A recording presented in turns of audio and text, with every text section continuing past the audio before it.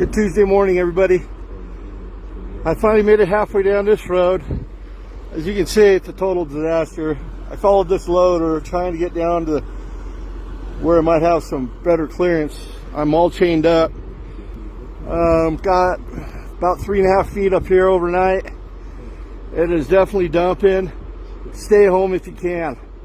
Have a good Tuesday.